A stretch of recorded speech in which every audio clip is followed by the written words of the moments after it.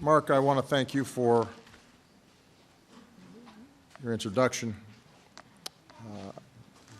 I still remember the first time we met, the time we spent together, and the conversation we had about Daniel. And that changed me that day. And my hope earnestly has been that it would change the country. Now, 5 years ago this week, a sitting member of Congress and 18 others were shot at a supermarket in Tucson, Arizona. It wasn't the first time I had to talk to the nation in response to a mass shooting, nor would it be the last. Fort Hood,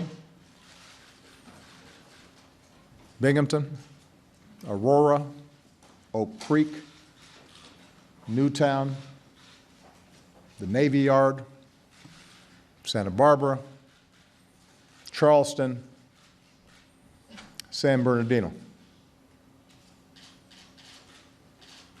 Too many.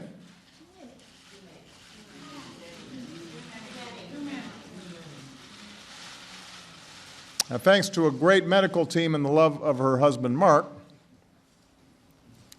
my dear friend and colleague, Gabby Giffords, survived. She's here with us today with her wonderful mom.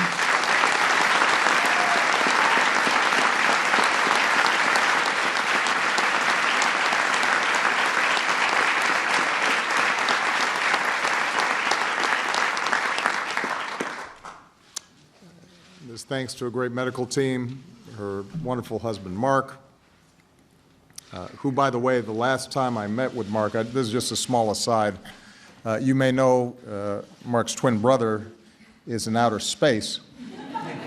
He came to the office, and I said, "How often are you talking to him?" He says, "Well, I usually talk to him every day, but the call was coming in right before the meeting, so I think I may have not answered his call," which made me feel kind of bad. That's a long-distance call.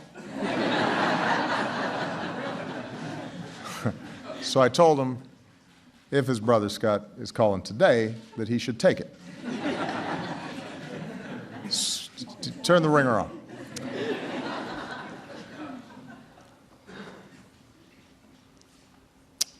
I was there with Gabby when she was still in the hospital. And we didn't think necessarily at that point that she was going to survive. And that visit, right before Memorial,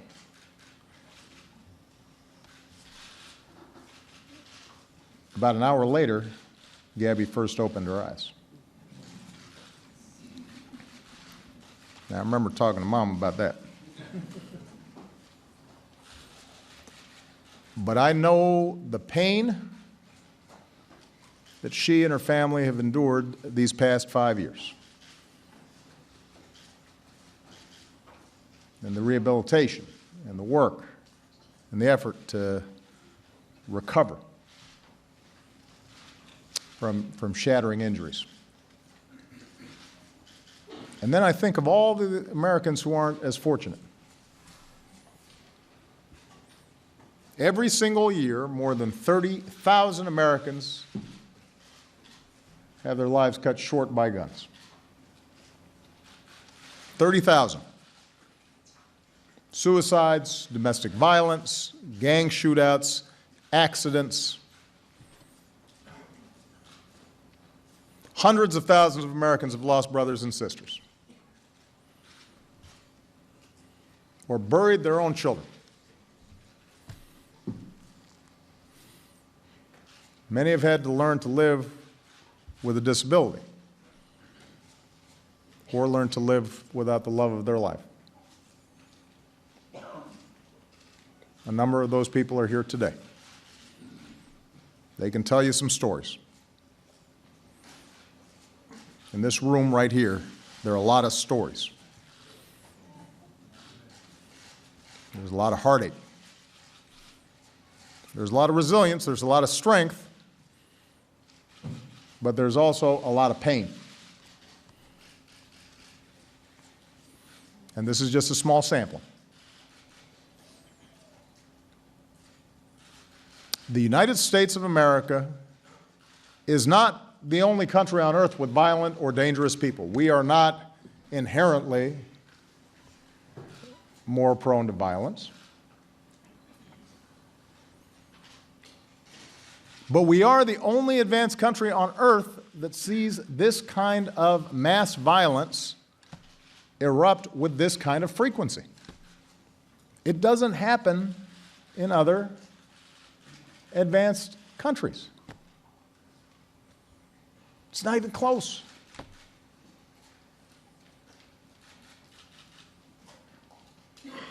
And as I've said before, somehow we become numb to it and we start thinking that this is normal.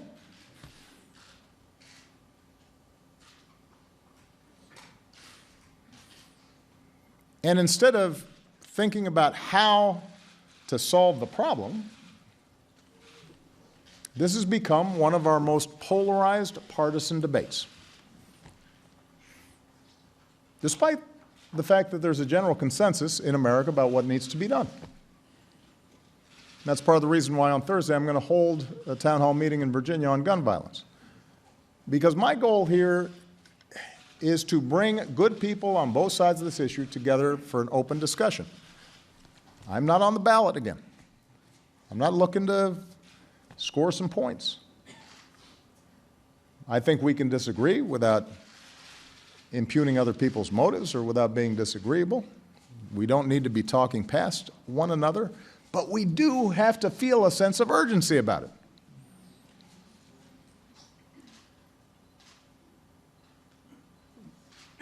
In Dr. King's words, we need to feel the fierce urgency of now. Because people are dying. And the constant excuses for inaction no longer do. No longer suffice. That's why we're here today. Not to debate the last mass shooting, but to do something to try to prevent the next one.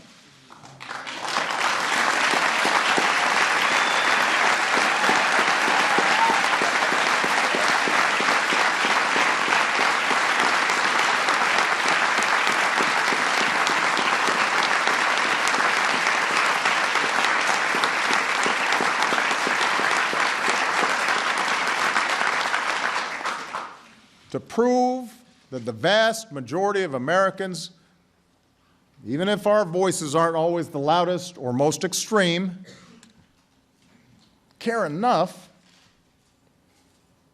about a little boy like Daniel to come together and take common sense steps to save lives and protect more of our children. Now, I want to be absolutely clear at the start. I've said this over and over again. This also becomes routine. There's a ritual about this whole thing that I have to do. I believe in the Second Amendment. It's there written on the paper. It guarantees a right to bear arms. No matter how many times people try to twist my words around, I taught constitutional law. I know a little bit about this. I get it.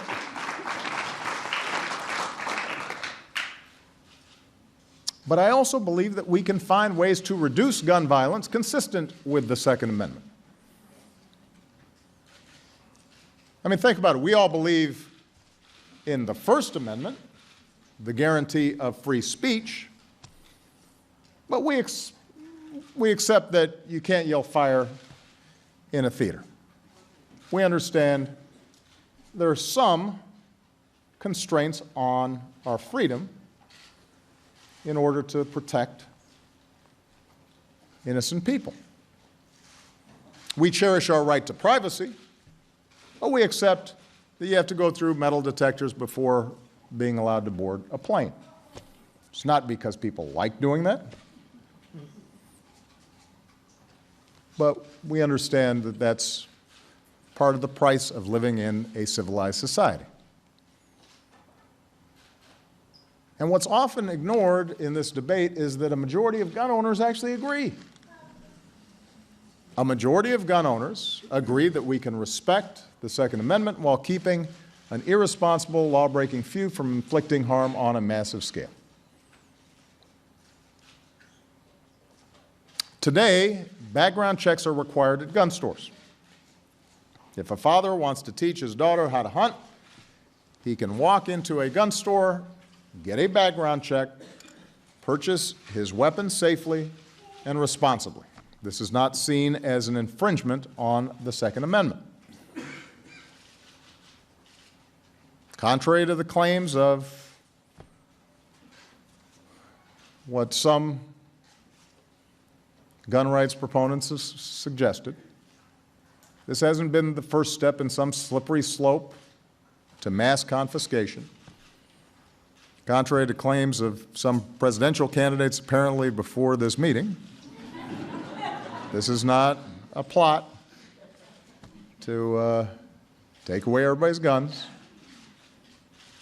You pass a background check, you purchase a firearm. The problem is some gun sellers have been operating under a different set of rules. A violent felon can buy the exact same weapon over the internet with no background check, no questions asked. A recent study found that about 1 in 30 people looking to buy guns on one website had criminal records. 1 out of 30 had criminal record.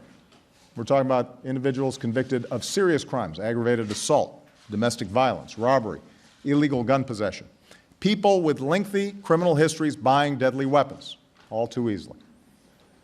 And this was just one website within the span of a few months. So we've created a system in which dangerous people are allowed to play by a different set of rules than a responsible gun owner who buys his or her gun the right way and subjects themselves to a background check. That doesn't make sense. Everybody should have to abide by the same rules. Most Americans and gun owners agree. And that's what we tried to change 3 years ago, after 26 Americans, including 20 children, were murdered at Sandy Hook Elementary. 2 United States senators, Joe Manchin, a Democrat from West Virginia, and Pat Toomey, a Republican from Pennsylvania, both gun owners, both strong defenders of our Second Amendment rights, both with A grades from the NRA. That's hard to get. Work together in good faith, consulting with folks like our Vice President, who's been a champion on this for a long time, to write a common sense compromise bill that would have required virtually everyone who buys a gun to get a background check. That was it. Pretty common sense stuff. 90% of Americans supported that idea. 90% of Democrats in the Senate voted for that idea. But it failed because 90% of Republicans in the Senate voted against that idea.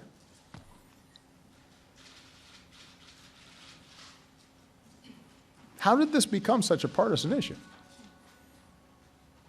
Republican President George W. Bush once said, "I believe in background checks at gun shows or anywhere to make sure that guns don't get into the hands of people that shouldn't have them." Senator John McCain introduced a bipartisan measure to address the gun show loophole, saying we need this amendment because criminals and terrorists have exploited and are exploiting this very obvious loophole in our gun safety laws.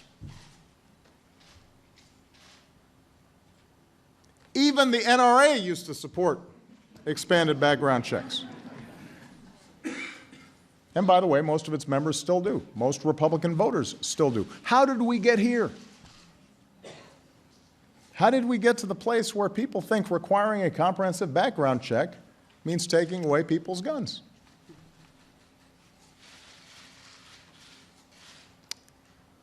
Each time this comes up, we are fed the excuse that common sense reforms like background checks might not have stopped the last massacre,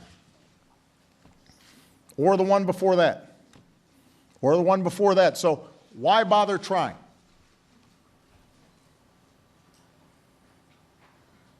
I reject that thinking.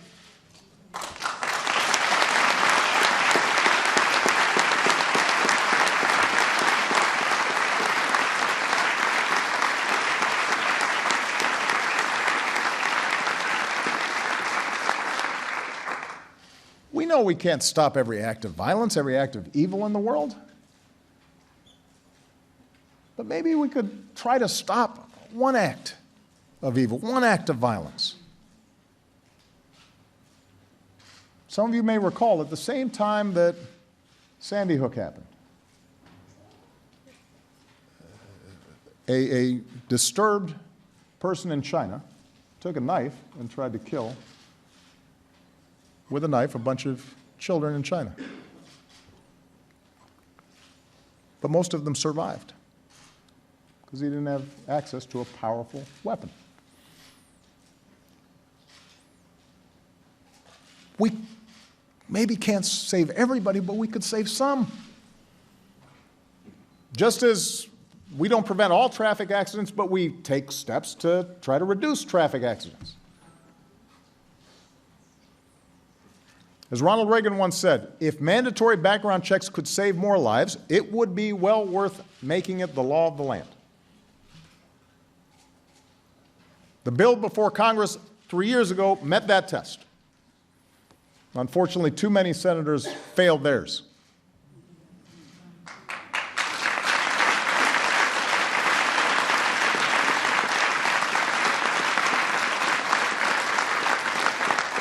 In fact, we know that background checks make a difference. After Connecticut passed a law requiring background checks in gun safety courses, gun deaths decreased by 40%. 40%.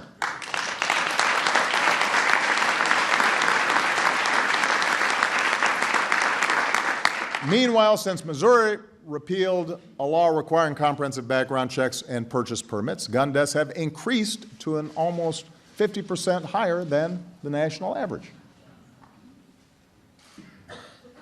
One study found, unsurprisingly, that criminals in Missouri now have easier access to guns.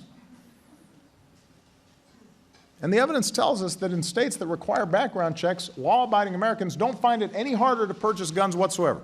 Their guns have not been confiscated, their rights have not been infringed.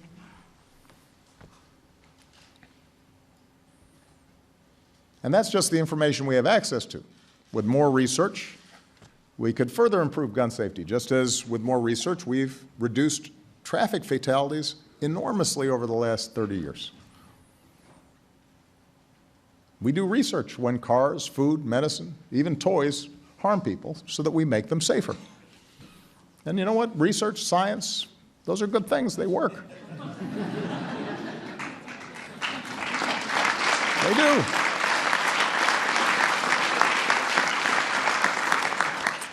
But think about this. When it comes to an inherently deadly weapon, nobody argues that guns are potentially deadly. Weapons that kill tens of thousands of Americans every year, Congress actually voted to make it harder for public health experts to conduct research into gun violence. Made it harder to collect data and facts and develop strategies to reduce gun violence. Even after San Bernardino, they've refused to make it harder for terrorist suspects who can't get on a plane to buy semi-automatic weapons. That's not right.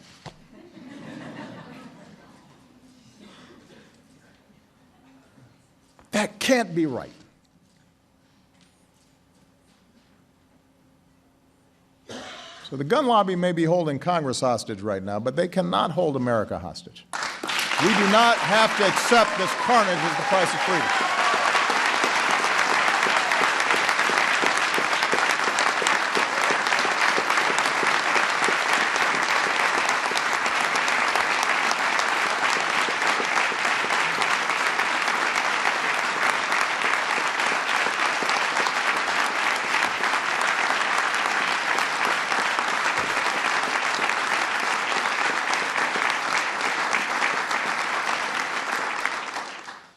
I want to be clear, Congress still needs to act.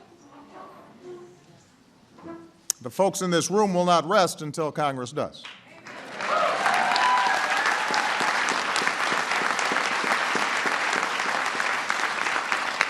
Because once Congress gets on board with common sense gun safety measures, we can reduce gun violence a whole lot more. But we also can't wait. Until we have a Congress that's in line with the majority of Americans, there are actions within my legal authority that we can take to help reduce gun violence and save more lives. Actions that protect our rights and our kids. After Sandy Hook, Joe and I worked together with our teams, and we put forward a whole series of executive actions to try to tighten up the existing rules and systems that we had in place. But today we want to take it a step further. So let me outline what we're going to be doing. Number one, anybody in the business of selling firearms must get a license and conduct background checks or be subject to criminal prosecutions.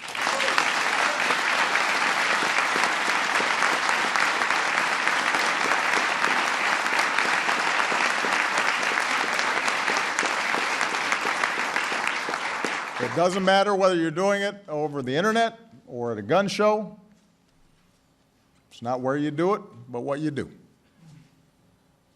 We're also expanding background checks to cover violent criminals who try to buy some of the most dangerous firearms by hiding behind trusts and corporations and various cutouts. We're also taking steps to make the background check system more efficient.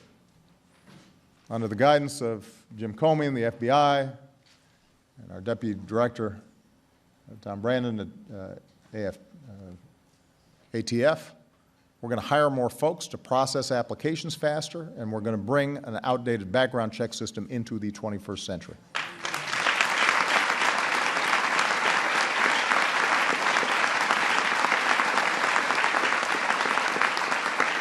And these steps will actually lead to a smoother process for law-abiding gun owners, a smoother process for responsible gun dealers, a stronger process for protecting the people from, the public from dangerous people.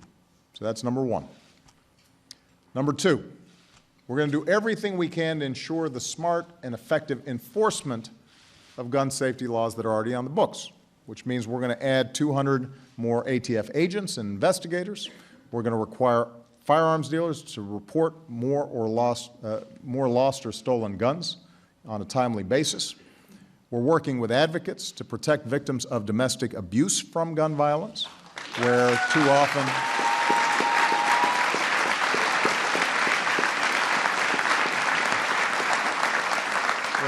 often people are not getting the protection that they need. Number three, we're going to do more to help those suffering from mental illness get the help that they need. So,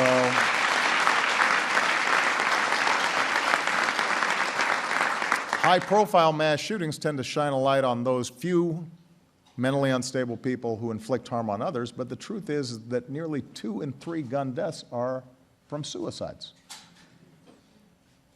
So a lot of our work is to prevent people from hurting themselves. That's why we made sure that the Affordable Care Act, also known as Obamacare, finally, that law made sure that treatment for mental health was covered the same as treatment for any other illness. And that's why we're going to invest $500 million to expand access to treatment across the country.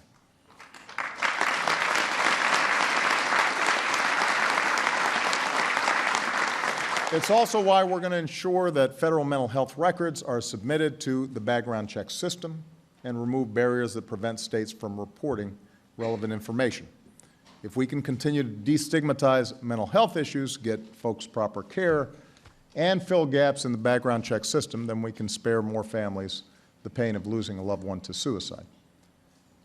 And for those in Congress who so often rush to blame mental illness for mass shootings as a way of avoiding action on guns, here's your chance to support these efforts.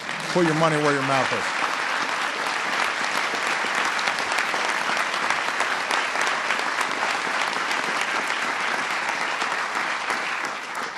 Number 4, we're going to boost gun safety technology.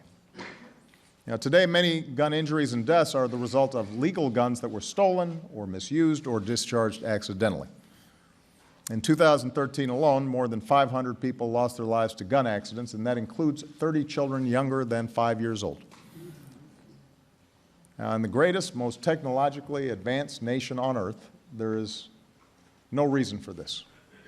We need to develop new technologies that make guns safer.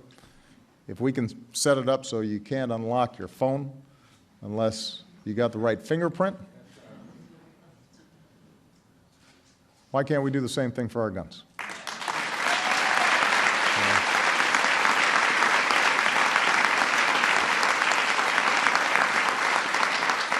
If there's an app that can help us find a missing tablet, which happens to me often, the older I get.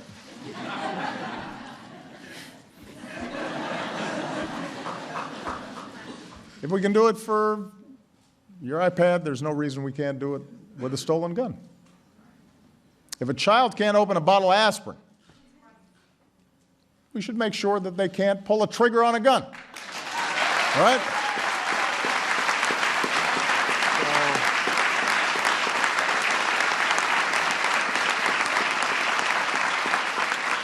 So we're going to advance research. We're going to work with the private sector to update firearms technology.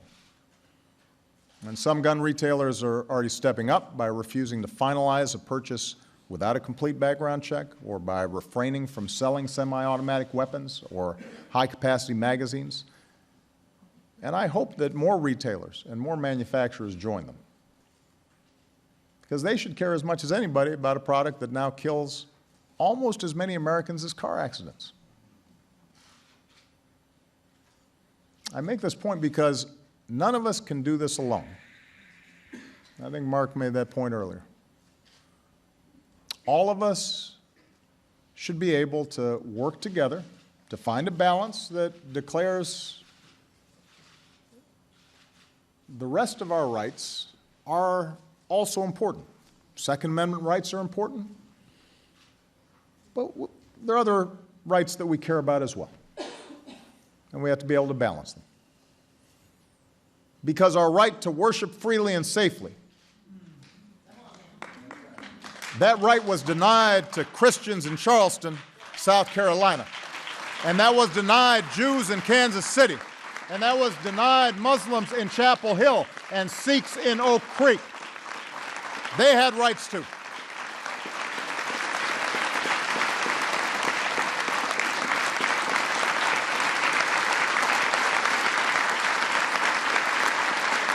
Our right to peaceful assembly, that right was robbed from moviegoers in Aurora and Lafayette. Our unalienable right to life and liberty and the pursuit of happiness, those rights were stripped from college kids in Blacksburg and Santa Barbara, and from high schoolers at Columbine, and from first graders in Newtown.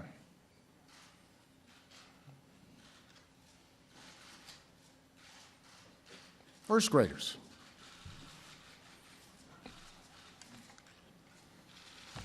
And from every family who never imagined that their loved one would be taken from our lives by a bullet from a gun.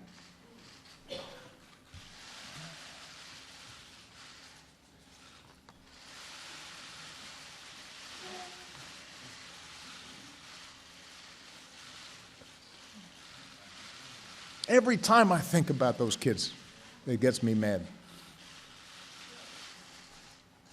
And by the way, it happens on the streets of Chicago every day.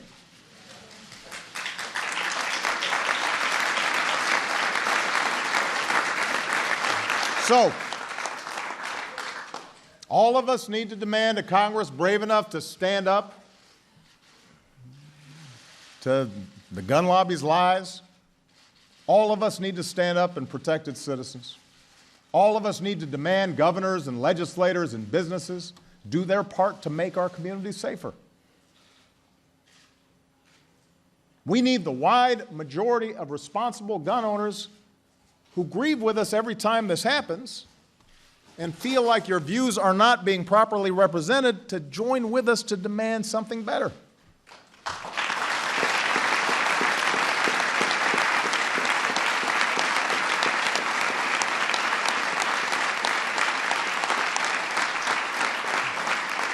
And we need voters who want safer gun laws and who are disappointed in leaders who stand in their way to remember come election time.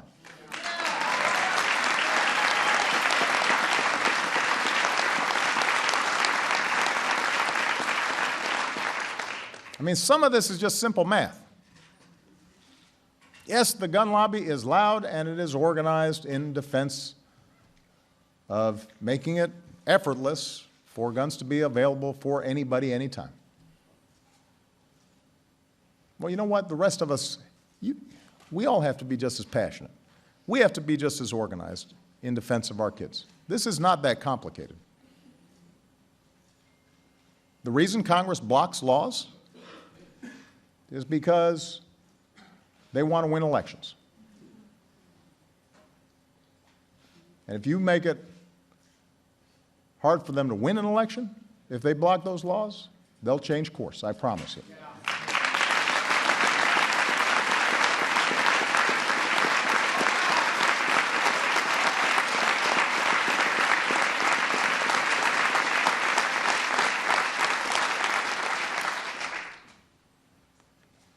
And yes, it will be hard. And it won't happen overnight. It won't happen during this Congress. It won't happen during my presidency. But a lot of things don't happen overnight. A woman's right to vote didn't happen overnight.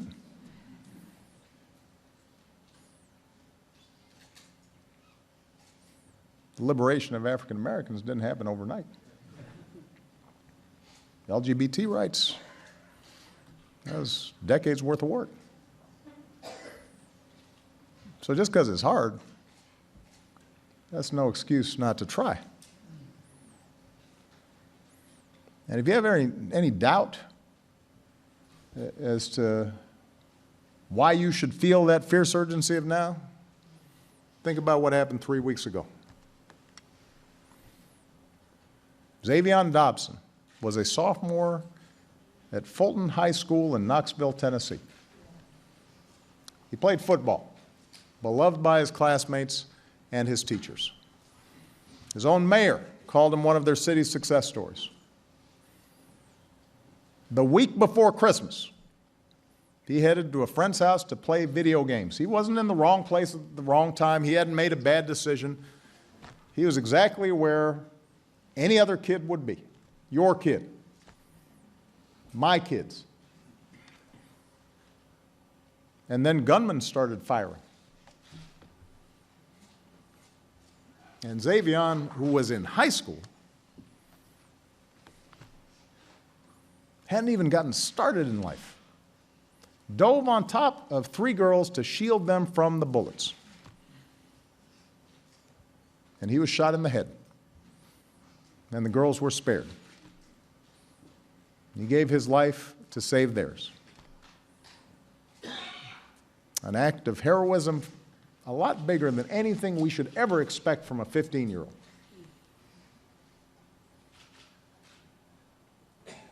Greater love hath no man than this, that a man lay down his life for his friends. We are not asked to do what Xavion Dobson did. We're not asked to have shoulders that big, a heart that strong, reactions that quick. I'm not asking people to have that same level of courage or sacrifice or love. But if we love our kids and care about their prospects, and if we love this country and care about its future, then we can find the courage to vote. We can find the courage to get mobilized and organized. We can find the courage to cut through all the noise and do what a sensible country would do. That's what we're doing today, and tomorrow we should do more, and we should do more the day after that. And if we do, we'll leave behind a nation that's stronger than the one we inherited and worthy of the sacrifice of a young man like Xavier. Thank you very much, everybody. God bless you. Thank you. God bless America.